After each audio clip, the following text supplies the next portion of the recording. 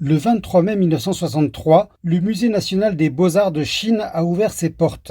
Depuis sa création il y a 60 ans, il a organisé plus de 5500 expositions d'art influentes et collectionné plus de 130 000 œuvres d'art chinoises et étrangères, tout en témoignant du développement florissant des beaux-arts de la Chine nouvelle.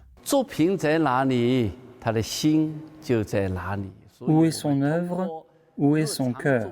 Pour cela, nous avons mené des échanges approfondis et émotionnels avec de nombreux artistes du monde entier à travers les œuvres collectées et exposées.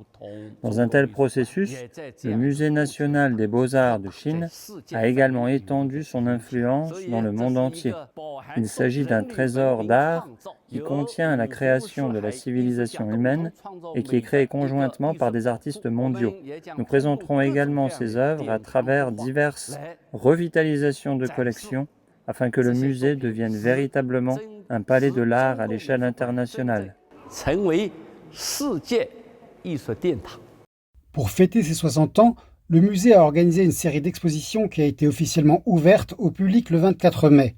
Le même jour s'est tenu également un séminaire académique international intitulé « Transmettre des émotions avec l'art » à l'occasion de la célébration. Des artistes de France, d'Italie, de Russie, de la République de Corée et d'autres pays ont échangé leurs idées académiques. Au sujet des caractéristiques respectives de l'art chinois et français, Didier Bernheim, membre correspondant de l'Académie des Beaux-Arts de l'Institut de France, s'est exprimé. Je dirais la caractéristique de l'art chinois, d'abord c'est le lien à la calligraphie qui est fondamental, et puis la présence de l'écriture dans les œuvres peintes. Il y a toujours la poésie qui est très, très importante, la place de la poésie, alors que dans la culture française, c'est plutôt séparé. Les œuvres plastiques, les œuvres peintes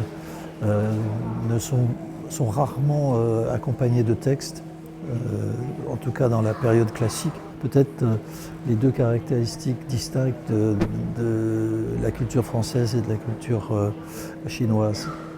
Le lien entre l'écriture et la peinture, alors que chez nous, c'est séparé. Les cultures sont enrichies par les échanges et l'inspiration mutuelle. Jean Anguera, président de l'Académie des Beaux-Arts de l'Institut de France, fait remarquer que les activités d'échanges internationaux comme le séminaire sont cruciales pour le développement de l'art chinois et français. De toute façon, c'est en se parlant qu'on arrive à s'entendre. S'il n'y a pas ce dialogue, s'il n'y a pas ces échanges, on va s'ignorer les uns les autres. Ça peut être intéressant de temps en temps de se replier sur soi-même. C'est important pour reprendre des forces, mais c'est aussi extrêmement important à un moment donné, d'échanger pour se rencontrer.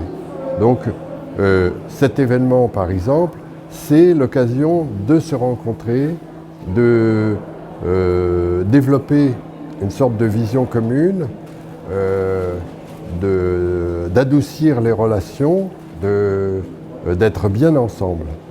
Donc, pour moi, c'est extrêmement important parce que tout l'intérêt de l'art, c'est ça, c'est de se rencontrer. L'année 2024 marque le 60e anniversaire de l'établissement des relations diplomatiques entre la Chine et la France.